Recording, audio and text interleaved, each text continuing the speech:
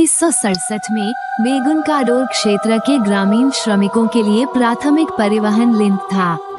यह एक स्थापित व्यस्त सुविधा थी जो स्थानीय अर्थव्यवस्था को गतिमान रखती थी। इन दूरस्थ पटरियों के रखरखाव के लिए भारी शारीरिक श्रम की आवश्यकता थी। ये कर्मचारी व्यावहारिक थे जो स्टील और पत्थर की भौतिक वास्तविकता पर ध्यान केंद्रित करते थे, न कि अलौकिक घटनाओं पर। पहली बार देखी गई घटना के साथ ही यह वास्तविकता बदल गई। रात्रि शिफ्ट में काम करने वाले एक कर्मचारी ने प्लेटफॉर्म पर सफेद कपड़े पहने एक महिला को चलते हुए देखा। उस समय समुदाय और सरकार ने इस रिपोर्ट को खारिज कर दिया। इसे एक साधारण मतिभ्रम, एक अलग घटना मानकर नजरअंदाज कर दिया गया जिस पर किसी कार्रवाई की आवश्यकता नहीं थी। लेकिन जैसे जैसे उस आकृति का व्यवहार बदलता गया, इसे खारिज करना असंभव होता गया। यह अब केवल एक प्रेत नहीं रह गया था, बल्कि इसने आक्रामक गतिविधियों का एक नियमित पैटर्न प्रदर्शित करना शुरू कर दिया। प्रत्यक्षदर्शियों ने शिकारी व्यवहार का वर्णन करना शुरू कर दिया।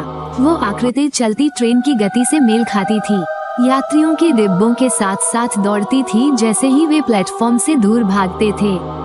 इस पैटर्न ने श्रमिकों के तार्किक ढांचे को तोड़ दिया। कोई भी इंसान पैदल भाप के इंजन की गति का मुकाबला नहीं कर सकता। फिर भी वो आकृति कभी पीछे नहीं रहती थी।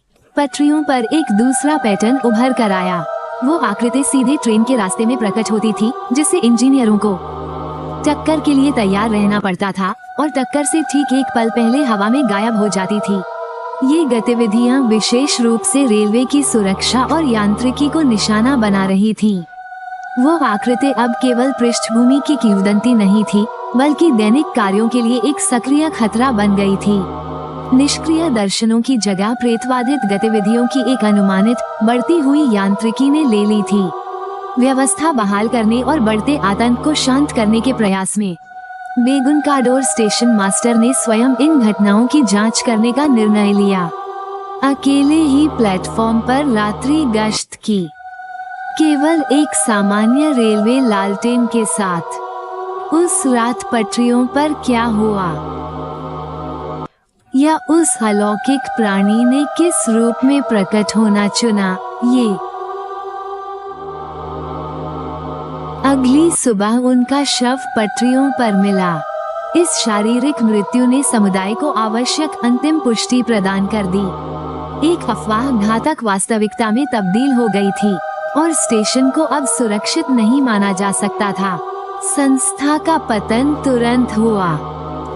बेगुनकाडोर में तैनात सभी रेलवे कर्मचारियों ने अपनी नौकरी छोड़ दी, जिससे स्टेशन पूरी तरह से खाली और निष्क्रिय हो गया।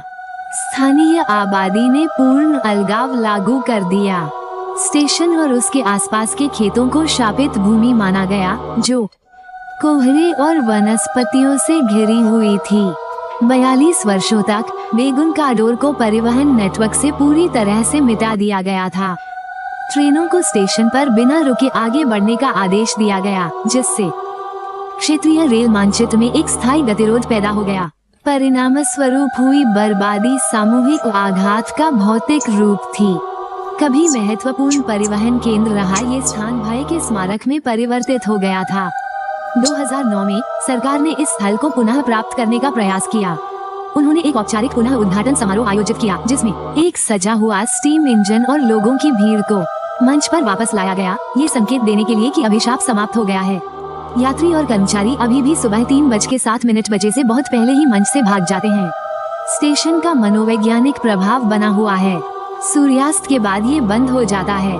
पटरियों का पुनर्निर्माण 1967 की घटना की विरासत को मिटा नहीं सकता। सामूहिक आघात ने अपनी एक स्थायी संरचना बना ली है, जो सरकार द्वारा स्थल को सुरक्षित घोषित किए जाने के बहुत बाद भी व्यवहार को निर्देशित करती है। यदि आप सुबह 3:07 बजे इस मंच पर हैं, तो आप उस सत्ता के पैटर्न का अवलोकन कर रहे हैं।